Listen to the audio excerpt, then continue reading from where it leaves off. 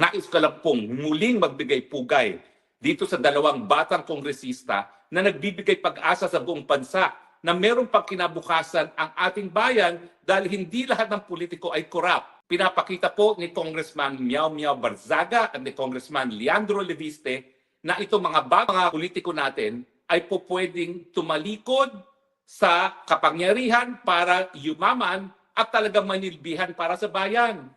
Tignan nyo naman ngayon ang sinasapit nitong si Miao Miao at ni Leandro. Si Miao Miao dahil talaga naman pong matagal na siya nagsasalita laban sa bangag ng presidente, laban sa korupsyon. Ngayon po, hindi lang siya sinuspende ng Kongreso, dinidemanda pa siya ngayon ng hepe ng kanyang partido.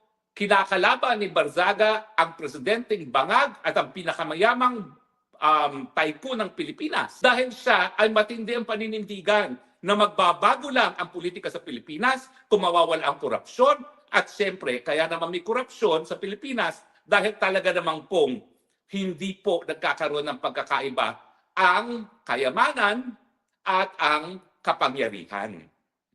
Kung ikaw ay mayaman, ikaw ay magkakaroon ng kapangyarihan. Kaya nga po, ang gobyerno nagiging numero uno negosyo, lalong-lalo na ng mga congressman at ng mga senador. Si Leandro Leviste, hindi naman niya kinakailangang mag-ingay. Sa totoo lang, kaibigan kong nanay niya, si Senadora Loren. Pero Senadora Loren is always a safe politician. Kaya itong ginagawa ni Leandro Leviste, pati yung karera ng kanyang nanay ay naapektuhan.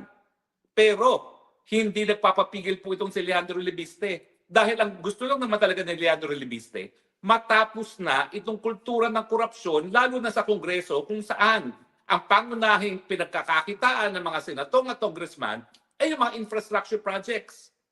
Huwag po natin kalimutan na isa sa pinakaunang nakaupong kongresista, si Leandro Leviste, kung hindi siya lang ang kaisa-isahang nagsampa ng kaso laban sa isang district engineer dahil siya ay inoperan ng 10% at 15% para sa mga proyekto sa kanyang distrito. Na kanyang tinanggihan at idinimanda pa for direct bribery yung DE na yan.